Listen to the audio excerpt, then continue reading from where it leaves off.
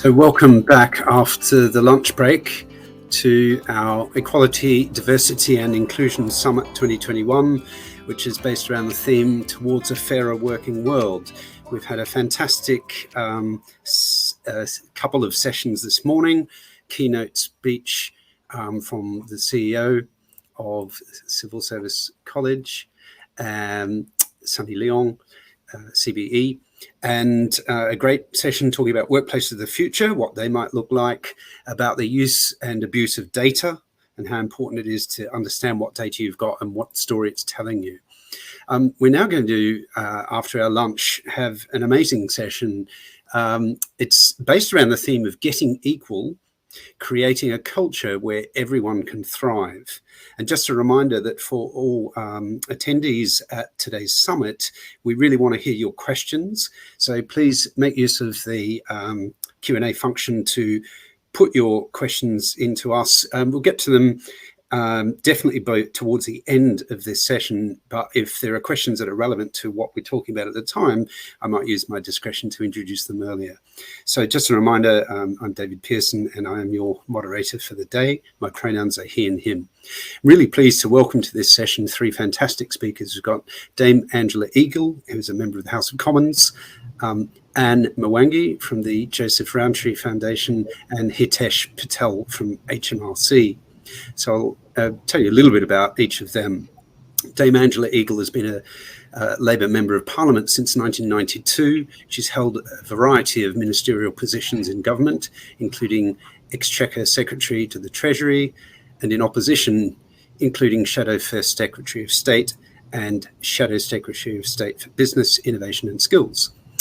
Angela was the second openly lesbian MP and the first openly lesbian government minister. She's currently a member of the Treasury Select Committee and was awarded a damehood in the 2021 New Year's Honours List. Then we welcome Anne, who has over 25 years experience of working in the field of ED&I in the public, higher education and charities sectors. She currently works for the Joseph Rowntree Foundation and Joseph Rowntree Housing Trust as the head of equality, diversity and inclusion. And her passion and drive to help organisations address systemic inequalities and develop inclusive cultures where everyone can thrive stems both from her professional experience as well as her lived experience as a Black woman with a disability, visual impairment, who understands the impact of systemic inequalities on marginalised groups. She's supported the Joseph Rowntree Foundation to become a Stonewall Top 100 inclusive employer and a disability confident employer. She's currently working with the organisation's leadership team and trustees to develop a race action plan and learning programmed with the aim of becoming an anti-racist organisation. And then we welcome Hitesh, who is Race Delivery Director for Hmrc. He's held that post since April 2021. And his role, which I find a fascinating one, is to ensure that race equality ambition and the associated interventions are owned and delivered right across Hmrc. He was Programme Director for delivering operational change needed for EU exits and UK transition in Hmrc's customer service group over the last 3 years, which I'm sure kept him very busy. And before that, as CSG Change Director. In the private sector, Hitesh had a previous life as 15 years with Diageo PLC, driving large-scale international business change programs across Asia Pacific. So welcome all of you. What an amazing panel we have. We've got a number of discussion areas that we're going to cover, and they'll include things like how to create an inclusive workplace culture which embraces differences in backgrounds and ways of thinking, how to achieve a gender-balanced workforce, and how to attract, retain and advance women, but then how those initiatives can be amplified to benefit everyone, and what are some of the good practices to accelerate diversity and inclusion programs. So I thought we'd kick off perhaps starting with Hitesh, because I know you've got this accountability around delivering on promises made around race equality. And as far as I'm aware, this seems to be one of the few roles in the country where there's a named person on the hook and accountable for delivery in the way that you are. Hi, David. Hi, colleagues, and I hope hello to the conference. I hope you had a good lunch and a good morning. Dave, yes. Luckily, I'm not the only person on the hook, David. So I think I'm there orchestrating, corralling, and making sure it's happening.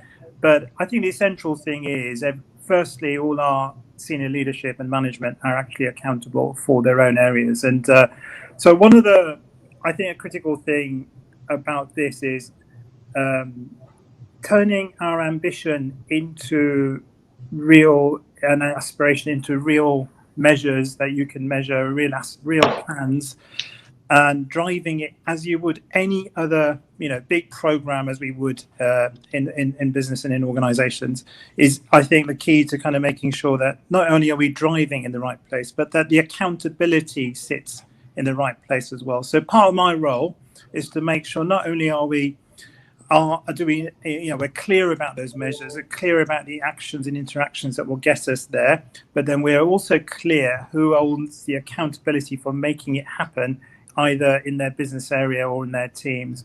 And I think that's the key to kind of embedding this in the way we would normally measure business performance. It's no different, actually. We just need the same discipline to do that. So thank you for it. I don't know if it is a unique role, but I'm certainly enjoying it. It's a big challenge, and happy to get into any questions, David. Great. And Anne, maybe if I just pick up with you, because I know you've been working with an interesting model from higher education around, the commitment that leadership needs to make in order for this to become real. Did you want to share a little bit about that off the back of Hitesh's comments about accountability and the role of leaders? Thank you very much for that, David. And hello, everybody. I'm really delighted to be here today. Now, I absolutely believe that the role of leaders is crucial to creating inclusive workplaces. And one of the ways when I worked in higher government that I did that is working in partnership with senior leaders to help them understand the importance of the diversity agenda, but not just that, to get them to take responsibilities for particular areas of work around diversity, to be those champions who are seen to be either a champion of race diversity or a champion of LGBT equality or a champion, for example, for disability. And I think, and it is the same model that we're working with in Joseph Rowntree Foundation. And it does make a difference when leaders take that responsibility, because then they become the role models. They're seen to lead. They're seen to have an interest in that subject. And that trickles down to the people they manage. But in addition to that, it's also about them having those objectives to achieve and setting targets for the people below them to make sure that they are achieving particular areas of diversity so that it is measurable. And I mean, in my experience, I've quite often seen organizations set targets at an organizational level, but then they just sit at that level very high up, and they don't get broken down into measurable targets that other people can contribute to. And guess what? They often don't get met. Now, we know that targets aren't an end in themselves. They're there for a reason to create this culture, aren't they, that we're trying to look for of equality. And I wonder, I'm going to ask Angela in a moment what your take on this is, because on the one hand, we have this notion of equality, but we also have that other notion of equity, don't we? And what those two different things might mean. But just one thing to pick up, Angela, before I throw to you on that question. Anne, you mentioned the role of leaders, and I know that when you and I were chatting with Hitesh the other day, you made the point that it's really important for leadership to be committed to this, and therefore it's got to be clear that equality is relevant to their roles, that it's connected to their day job and what they do every day. Because if these things are too abstract, it's very easy for leaders to say, oh yes, this is very important, but then they don't do anything about it, do they? So that's really helpful, kicking us off, Hitesh and Anne, on perspectives there. So I wonder, Angela, from your point of view, how does this play out, this ambition of trying to create a culture where everyone can be equal? Well, it does help if you practice what you preach. That's the first thing to say. And the irony of asking me to speak about this when I come after nearly 30 years now in an institution that's had the most difficulty, I suspect, or with trying to achieve this. I think I'm only the 164th woman who's ever been elected to the British House of Commons. And when I first was elected in 1992, there were 60 women, which was a huge increase in what had gone before, out of 350. So we've always been in a tiny minority. That's the bell. You'll just have to ignore that. There isn't a vote, so I won't have to run off. And we are in an institution which was created before women were even allowed to vote, let alone before they were allowed to stand for election. And so unlike some of the newer parliaments and assemblies that we've seen created in our country, the House of Commons is the most encrusted with it, the old way of doing things, and the most difficult, I think, to change. It's because it's got a very adversarial structure also. It can be off-putting, a bit like aspects of the law, because it's got that sort of ancient way of doing things and trying to get to the truth. And so I think you've just got to also look at the way that political parties are structured, because of the way in which people actually get to the House of Parliament and get selected to be in the House of Commons. And a lot of that is about reaching out to search for people and encourage people to stand, and women to stand, and those from ethnic minorities, those who have disabilities. All of the protected characteristics are important here. And you've got to be open and welcoming. And you've got to understand that the way that you've always done things in the past isn't necessarily the only way you can do things. And I think you also have to put to one side this very powerful view that promotion is always about merit, and therefore if somebody's been promoted or got on, it's because they're brilliant and they're better than everybody else. When we actually know the reason why that happens a lot has got a lot to do with other things rather than just merit.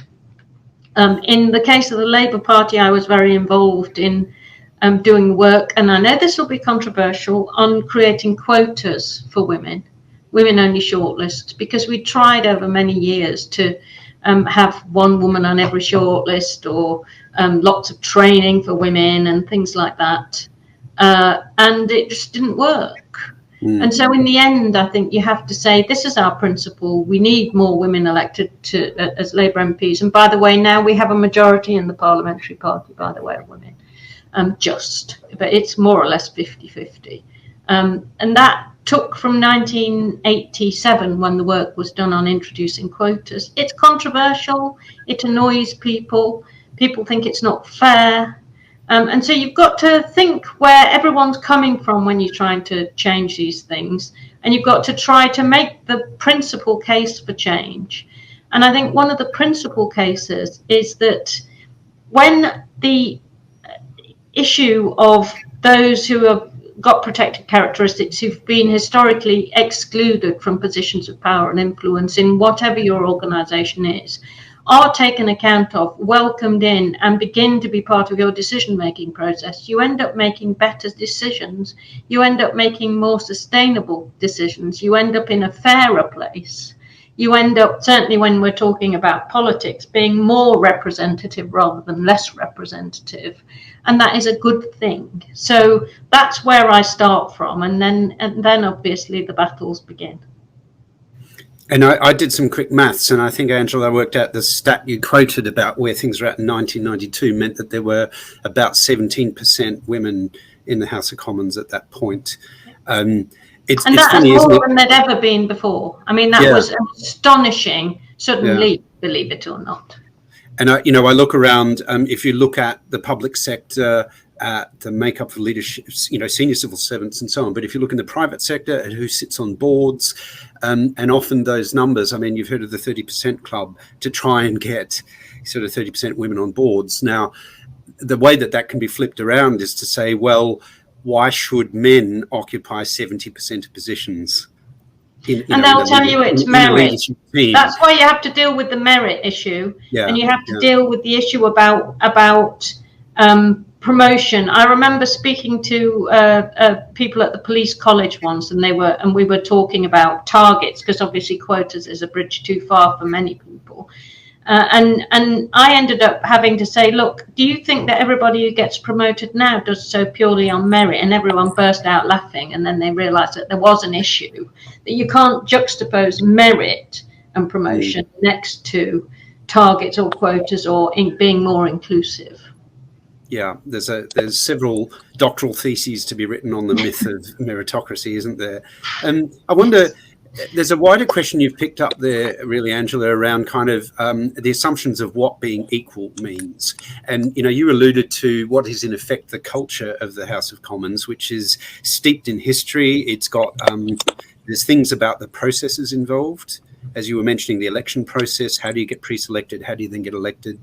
Yeah. How do you end up inside the system? And then what does it feel like when you're in there?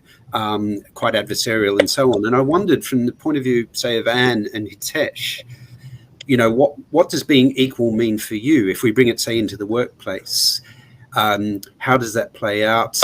What does being equal mean in the workplace? So I wonder, maybe if we start with Anne. Thank you. Actually, what Angela says is really interesting, because it's something I've always thought about, because I have implemented many positive action programs in my life, and there's always been that challenge. But in terms of what is being equal, I think it's about recognition that equality does not exist. We all come from different places. We all have different privileges from where we come. And whether you're born from a Black, Asian, minority ethnic family, or that's working class, whether you're born in a white family that has got a lot of privilege and you go to very good schools, there isn't an equality there in terms of even life chances. And we all come to our workplaces coming from very different places. So when we come to organizations, we really need to think about, when we talk about equality and inclusion, we provide equality in terms of the principles of encouraging everybody to come into the organization in the way we advertise the jobs. But actually, when people come into our organizations, we really need to do more if we want to create organizations that are fair. We want to do more to recognize that people don't have the same starting point. And for me, that's why I'm passionate about using every tool in the kits, including positive action initiatives, to try and close those barriers that some groups experience. And so in terms of equality, what I would say, actually, it's something we need to work on, and to move on from even the concept of equality to thinking more about, to thinking more about equity within the workplaces and the schemes we need to put in places to meet different people's needs. And I think, Anne, you've highlighted something that's a practical issue for people who are in this conference today, perhaps working in different parts of the public sector, where you need a range of strategies, as you've said, don't you? You need an actual ED&I strategy, but you need to involve leaders and managers in initiatives, diversity campaigns, and as you've said, there's a role for positive action initiatives. I wonder, Hitesh, from your point of view, having both seen Diageo in the private sector, but also Hmrc, what does this question of what does equality look like mean to you, or being equal? So, David, I'd say that it's tied up. Being equal is tied up a lot to do with a sense of belonging, and a sense where actually everybody feels in an organisation they can turn up, they can show up for work, they've got a voice, they're valued, they can progress, and actually they can do their best work. And that's kind of the aspiration. And I think different organisations, and this is what I'm tackling at the moment, have kind of barriers against us getting there, really, and they are either systemic, either our processes, our systems, our technology, even actually in terms of accessibility, stops you doing that, and that is something that is perhaps more visible and easier to fix, because you can look through the data and evidence around that. I think the other part around something that mitigates against people feeling that belonging is our culture and behavior, the underlying culture and behavior, and how that works. And that is a much more insidious kind of thing to tackle, harder to identify, harder to move. But I'd say it's that we want, people who really feel included, they're really engaged, they can do the best work they can for the organisation. But there are things that kind of mitigate against that for us at the moment. And there are stats that back you up, Hitesh, because I've shared these in other forums. But when people feel a strong sense of belonging, there is a massive increase in their discretionary efforts. There's a massive drop in sick leave, a 50% reduction in sick leave from people who feel they belong in an organisation. So, there are some real measurable impacts from equality when it's expressed in the sense of belonging. I'm going to ask Angela in a moment to address a thorny question, and Anne and Hitesh will get a chance to address this one too. But it's around, how do you measure culture? Because I'd be interested to see from Angela's point of view, you've had decades now immersed in this somewhat old-fashioned culture, and what kind of changes you've seen over the years, and the points of light where you've said to yourself, oh, things are changing for the better, and what they look like. So it might be good to get you to share that. But just to close out Hitesh's comments there, I think one of the challenges that sometimes comes up, doesn't it, when we talk about being equal, is this idea of like, oh, well, I'm from this white majority and everything is a threat, because I'm going to lose. Effectively, I'm going to be worse off now if we create equality. It means that something's being taken away from me. And I think in organizations, sometimes, we discussed this, didn't we, Anne and Hitesh? There's this kind of thing that happens where, okay, we recognize the need to change as an organization, but we sort of view the people as the ones who are broken. And we talked about this phenomenon of, for example, trying to turn people into white people, black and minority ethnic people. Let's make them effectively white so that they can succeed. Whereas actually it's the organizations that we need to address. It's the entrenched privileges. It's the barriers that you've both spoken about. So in that context, Angela, I wonder, in your career, what have you seen by way of culture change, and how do we know that culture is changing in a positive way? Well, I think some things have changed, and from the ludicrous, like not requiring a top hat to make a point of order during a vote anymore, to noticing that the shooting range has gone and we've got a crash. And I can't tell you how much effort that took the previous speaker, Berko, to get that arranged.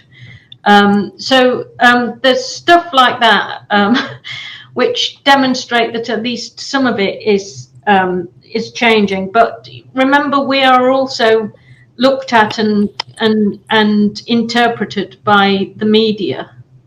In public life in the House of Commons, and women are just treated very, very differently to men by the media. Blair's babes, Cameron's cuties, the way that we are assessed and dealt with by the sketch writers, that's the same kind of thing. And I won't go into the many experiences most women have had with that. But you do have to be really quite tough to deal with the sort of way that you're treated in that way. What does success look like? Well, small steps, I think, David. The first thing, when I first came into the House of Commons in 1992, the budget never mentioned anything to do with women at all. I mean, that changed a lot with Gordon Brown when we got into childcare, when we got into tax credits, when we got into a range of things that are regarded in finance as women's things. So it's trying to get stuff onto the agenda as a matter of course to be included and talked about normally. And I think also it's really important to remember that in reaching out, you have to reach out to people, not to make them behave like they're white if they're not, or to make them behave like they're straight if they're not. It's important to all organisations that if you're bringing a diverse perspective, that you retain your own particular things that are special to you and the group that you happen to be from. Otherwise, the diversity doesn't work. And I think it's important to remember things like women will not go for a job unless they've got about 80% of the things that it says in the job description are required, whereas men will try their hand if they've got 20%. So how do you make up for that difference in the cheek of applying for things and winging it and doing all that stuff?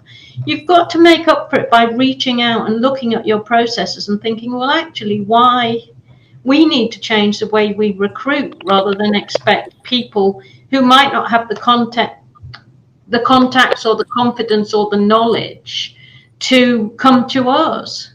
I remember after the Oldham riots, I was sent down there as minister to talk about what had gone wrong and why there was this rioting. And the first stop that I had was at a local centre for local employers and businesses, and they were all complaining about how the fact that the riots were going to do damage to local business, to the town's reputation.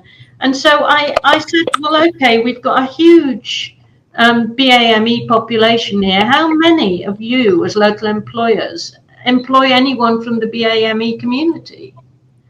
And only 2 of a room full of about 30 employers put their hands up. And it turned out that was a biscuit factory and it was seasonal work and things like that.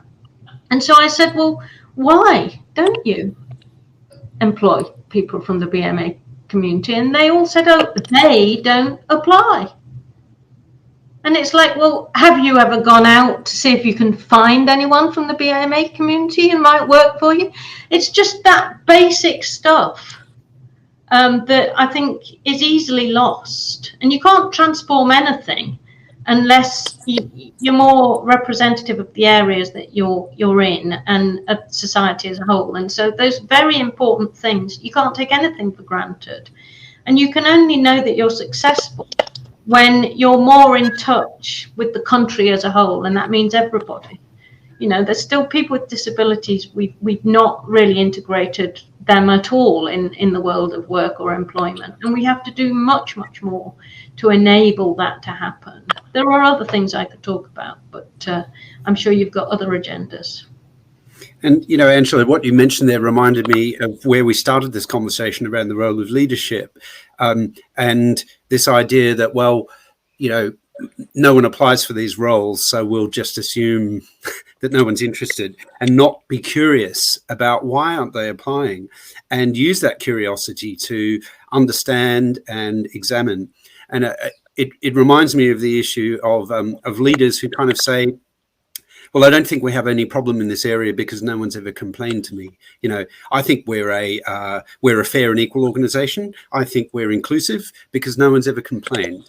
And, as a leader, if that's the best you can do, to say that no one's had the courage to come up to me and complain face to face about anything, and therefore I'm entitled to assume that everything's all right, that's not leadership, is it? And so someone in those organizations you interacted with has either checked out or just left it to someone else to worry about that problem and concluded that there's nothing for them to do.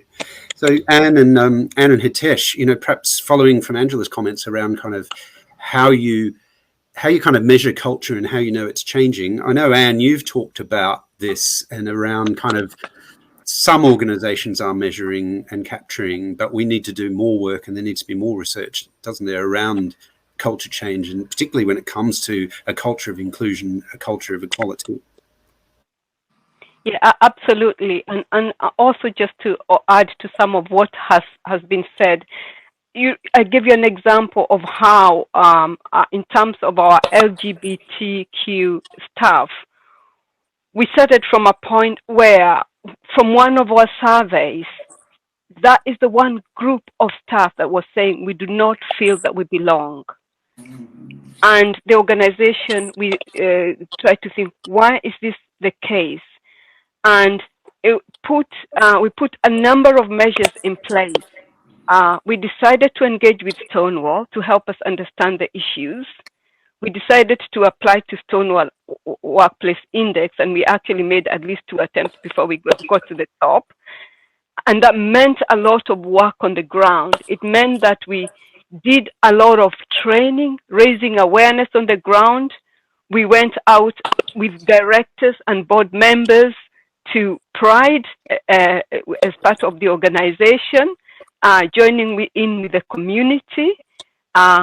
We really engaged our staff in LGBT History Month, and it was very interesting for me that after 3 years, culture does take time to change. After 3 years, in terms of our next staff survey, the LGBTQ staff group or group of in terms of our staff were the ones who are most positive about answering the question that whether they felt that they belong.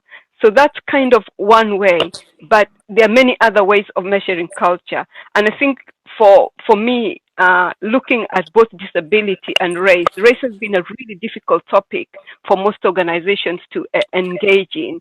And we've been provided with a real great opportunity by the Black Lives Matter movement to reflect and ask ourselves, why have we got here?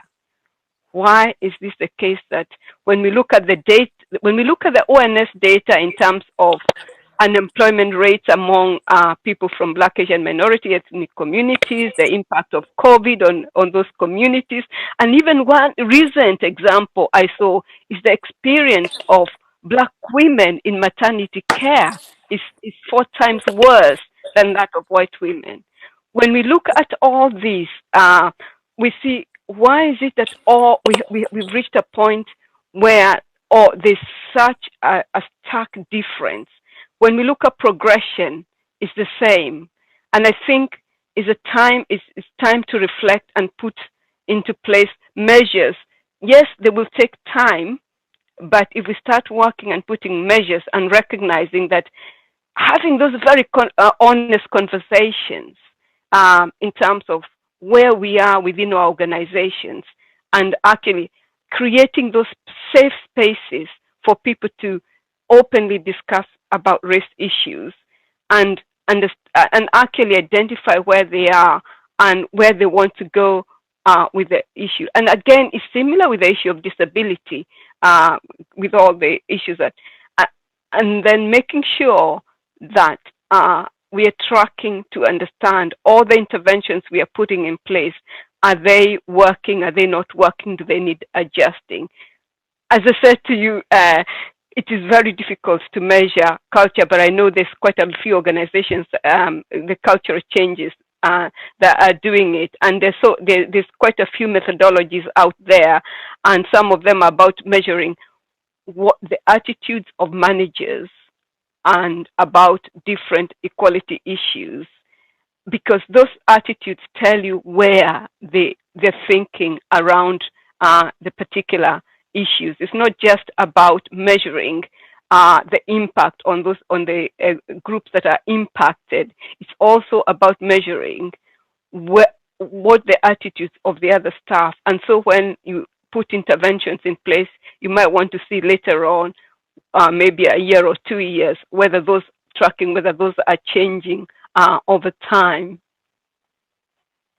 And you mentioned when we were chatting prior to this summit today, the impact of things like microaggressions, the micro behaviors that are very subtle and hard to measure. And I know Angela's mentioned some of the kind of more obvious things that are visible, and whether it's wearing top hats or some of the bizarre baggage of the past that got dragged into the present. But that some of the things are quite subtle and you may not even be aware of them. But if you're on the receiving end, they all add up, don't they? And they just create this kind of undercurrent and this sense within the culture of an organization that I'm not quite fully welcome. I don't fully belong here.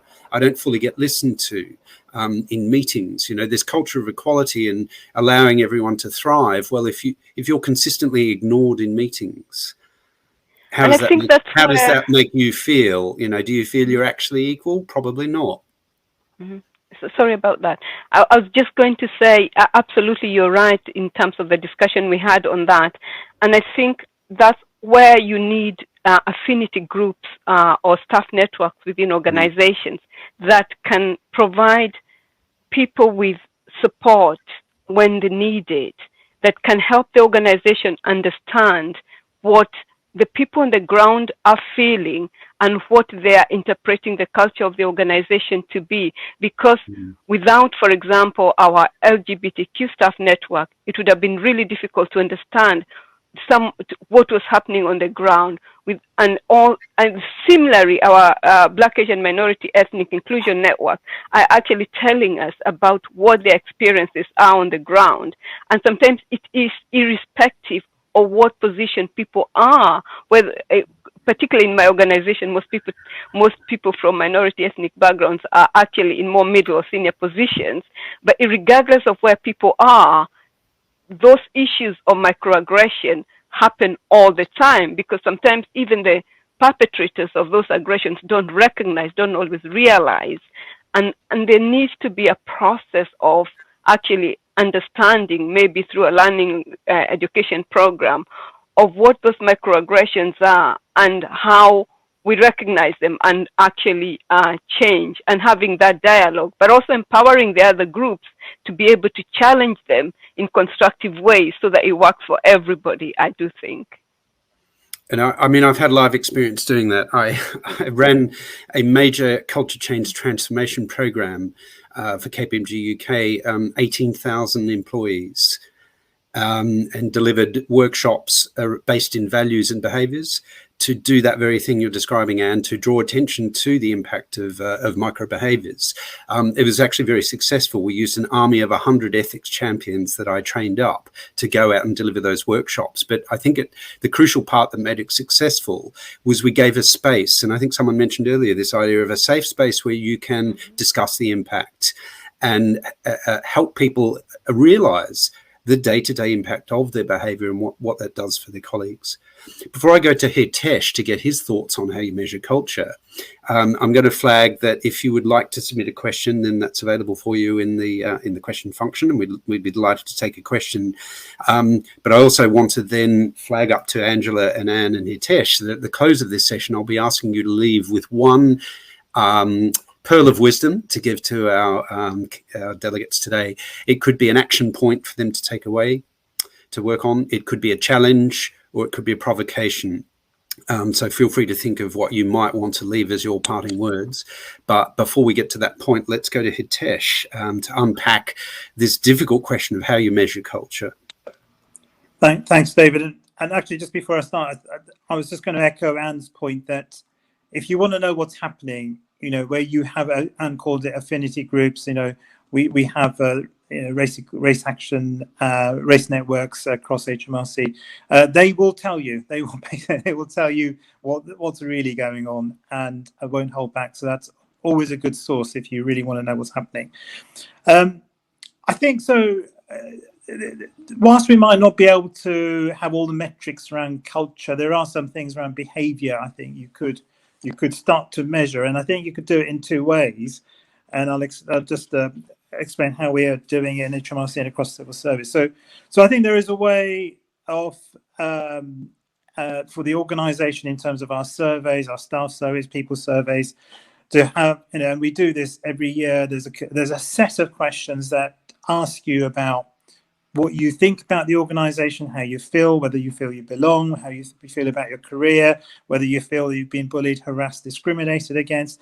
A raft of questions which year on year you can track whether actually you are making any progress on that, how our people see themselves, or and also whether you're making progress against other areas in the business, in the organisation. So we have a kind of baseline, that's something that tells you a starting point around all those issues around, as I say, bullying, harassment, discrimination, how you feel about your team leader, how you feel about opportunities. And that tells you a lot about the culture.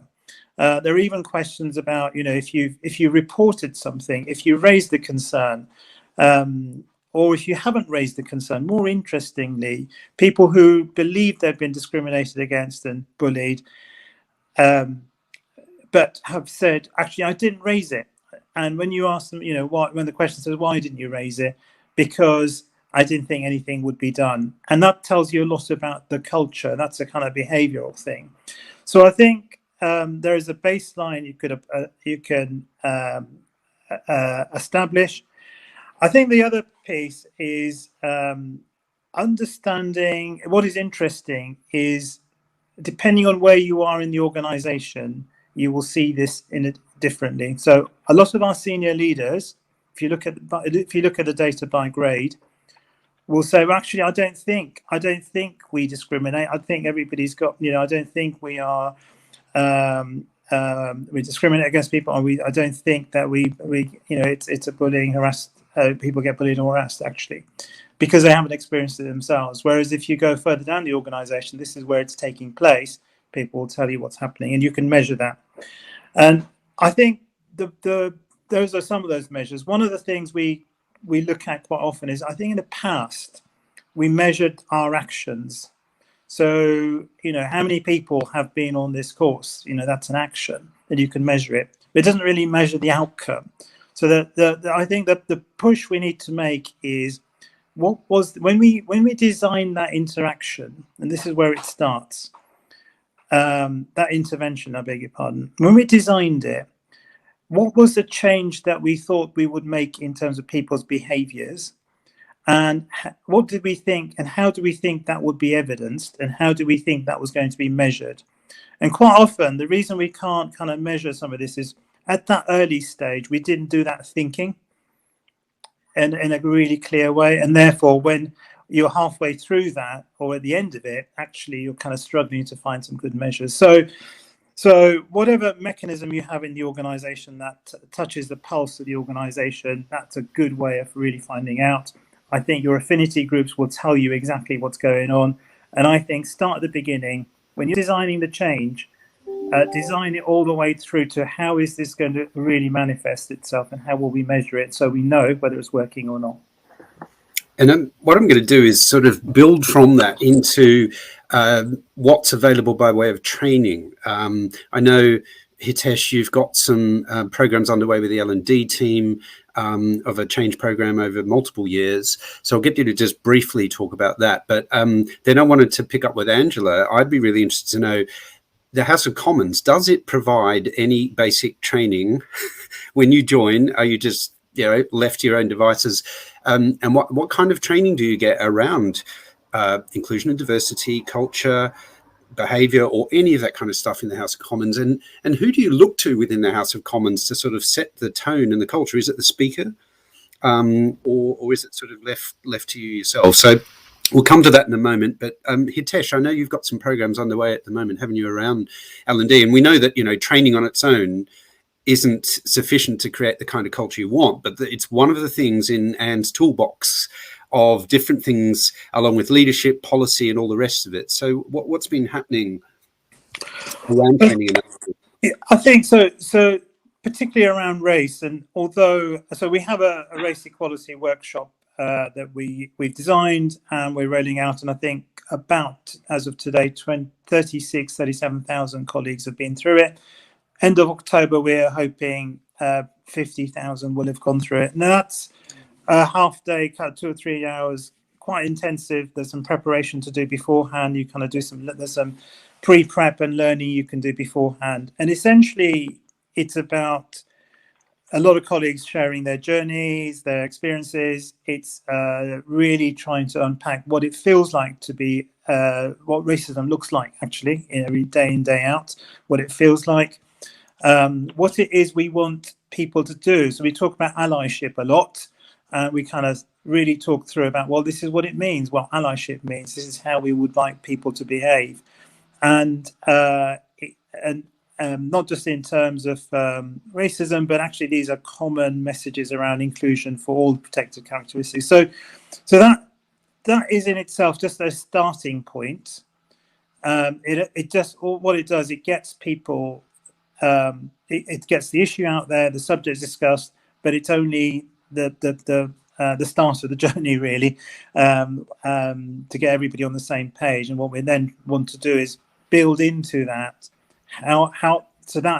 that awareness. How do we turn that awareness into action, and that changes behaviour? And that's the kind of next big challenge.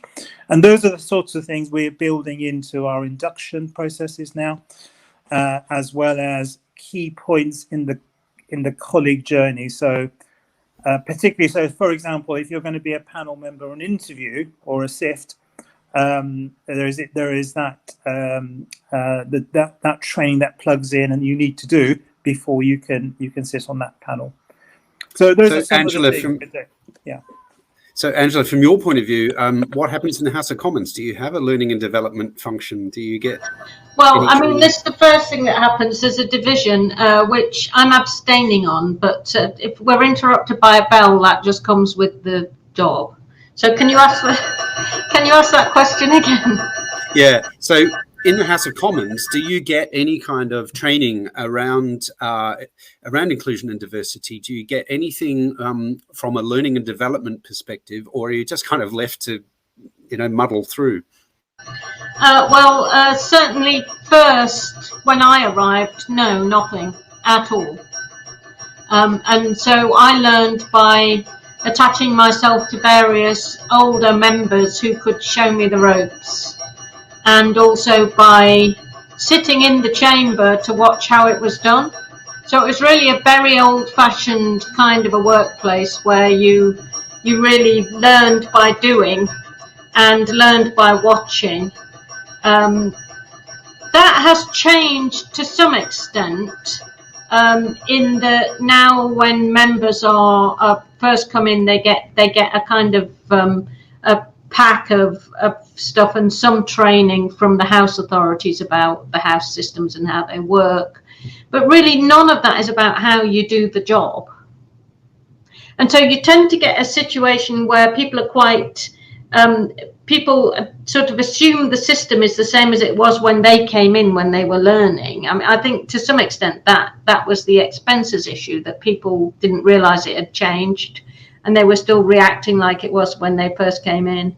So no, I mean, we're probably at the back of the queue when it comes to it's sort of initiating people properly and training them. And there's been some training now on anti-bullying and various other things that we've been required to do by the House authorities, and I know that in the House of Lords there are some members of the Lords that have refused to do it. So it's a funny workplace in that I employ people in my office who aren't members of employees of the House of Commons. The staff at the House of Commons have got a different employer. We are really responsible. It's almost like we're small individual self-employed people, although my employer I would say is the 70,000 odd people that are registered to vote in Wallasey. So it's a very, in my constituency, so it's a rather unusual place to be. And I think we could do with more training, but because the job is so individual and so many different people do it differently, it's quite difficult to generalize about how to do it well. And I mean, who, in your opinion, who sets the tone for the culture in the House of Commons from time to time? Is it the Speaker, or is it the House authorities? It's a mixture, really. I mean, the Speaker can certainly set the tone, and it does move on gradually, but quite slowly. It's an odd selection of the collective of people that come in. So over the years, certainly when there's been more women have come in, it's got a bit less adversarial in the chamber, a bit less sarcastic. Many people comment on the sort of baying and stuff at Prime Minister's questions. I quite enjoy that, but I know that there are a lot of people who don't. And so that changes over time. And that is in many ways set by the collective behaviour of the 650 members. It's a strange thing, the House of Commons. and you can read it almost as a living thing when it's properly gathered. So it's not a normal workplace, and I'm not sure there's an awful lot of generalisations that you can make from the House of Commons to other workplaces, simply because we're not employed by the House of Commons Commission. We are, we're beholden very much to the disciplinary issues in our own political parties, to the law, to employment law. So it's all a bit strange. I think many newer members would welcome more training and more direction as to how to do things than was the case in the past, because they expect a more professional atmosphere. And of course, we've always been a sort of collection of very enthusiastic, very empowered amateurs. I mean, that alone, that dynamic and that structure might highlight some of the challenges that we face, so that the what emerges from a sort of parliamentary view of things, because of course your role is to legislate. The civil service then sort of inherits these things, but also advises on that. And then you've got the public sector, but you've also got the private sector that has a certain amount of freedom to do its own thing, but still has to follow the law. And the interplay of all of those is quite complex, isn't it? Yeah, but I think we've also got, don't forget, we've also got the media and the way we're portrayed. And so, for example, at the moment, we're in the middle of so-called culture wars and a war on so-called woke. Well, to me, that is people trying to stop there being progress in terms of diversity. There are organised attacks on Stonewall, which are trying to render it bankrupt. There's organised media attacks on LGBT people and trans people going on at the moment, which is increasing hate crimes. There is organised attacks and ridicule coming from the top of the government about the Black Lives Matter movement. And this kind of view that everything that you're trying to do with equality is somehow subject to ridicule because it's woke. Well, I mean, that's like political correctness gone mad. I've lived through several iterations of this reactionary attempt to stop there being social progress, and I hope we'll defeat all of them. But it does empower the bullies, and it does empower those people who do ridicule. And it's got to be, I think, sort of countered by talking about the experiences of people at work and saying, trying to blame those people who only want to be included for somehow fighting their own bullying and discrimination is the problem. It's not them fighting back or wanting their rights to be included that's the problem. I think it's a good reminder that, whilst we talk about public, private sector, third sector, there is kind of almost another sector called the media and social media. And of course, social media, particularly for some of the private sector organizations I've been involved in, has been really potent as a force for divisiveness, toxicity, and it really hasn't moved the agenda forward. It's sought to divide rather than to unite and make progress. So I think really pertinent comments there around, as you say, if you're just fighting for the right to exist, to be recognized, to be respected, to be included, it seems really perverse that you can be sort of punished for that. And held up to ridicule. So in the closing moments, we're going to look for something that each of you can share with our delegates today in this summit. And so I'm going to start with Hitesh. I'm going to ask you, what closing thought would you like to share briefly with delegates? And then we'll go to Anne, and we'll finish with Angela.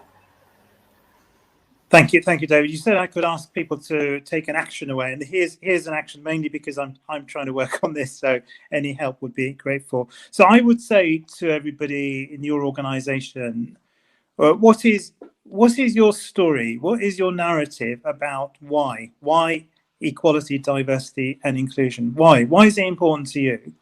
And in a way, although there is a moral case and there's a legal case around the Equalities Act, why we have to do it, There's also a business case that says, actually, you know, this just makes great business sense because you get more creative. The organization performs better. You know, you get more creative. The organization is more creative. Actually, you're more attractive to talent out there. And that's the way, realistically, you will survive. But I don't know. What is the why and what is the narrative and story for your organization? Great. Thank you, Hitesh. Anne? A couple of things I'd like to mention. The first one is 3 C's, so that you remember in terms of the 3 C's.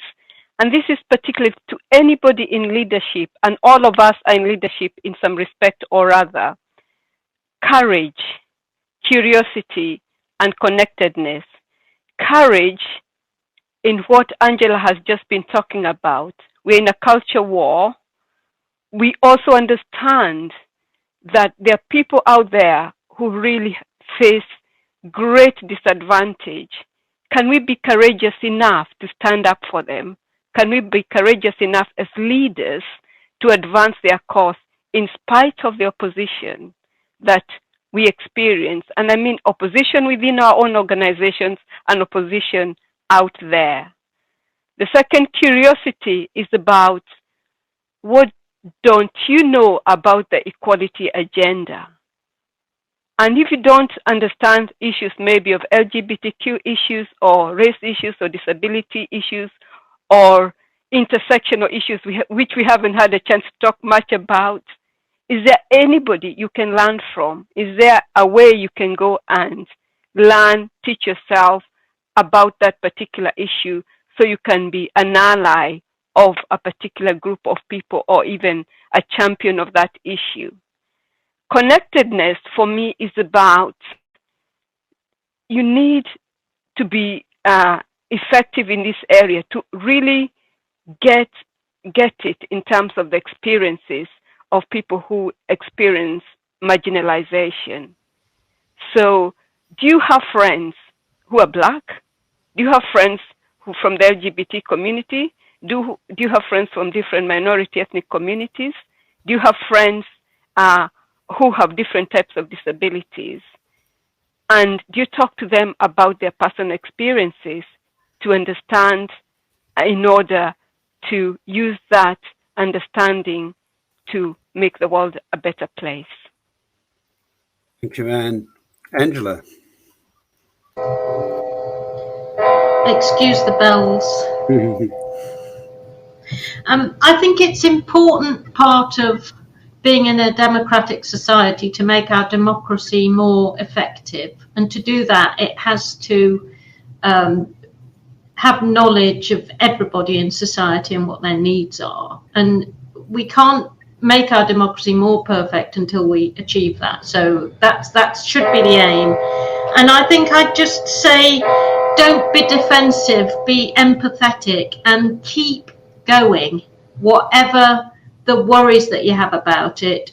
Probably the more controversy that you manage to create, the more you're getting to the place you need to be. Thank you very much. So Dame Angela Eagle, Anne Mwangi and Hitesh Patel, wonderful session we've had there, unpacking this idea of getting equal and creating a culture where everyone can thrive. I think we'd all agree lots of work still to be done, but it's also good to be able to look back and reflect on where we've come from. I'll never forget the image of the top hat, Angela. Thank you for giving me that. And as Anne and Hitesh have pointed out, you know, there are things we can do within an organizational workplace setting, because not many of us are going to end up in the House of Commons, let's be honest.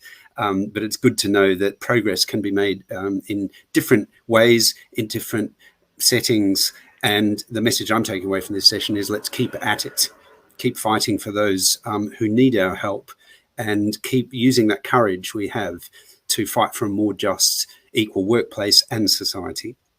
It's now time for a networking break, and we'll be back at 3:15 with, getting ahead of myself there, with our next session, which is a conversation with Colonel Lucy Giles.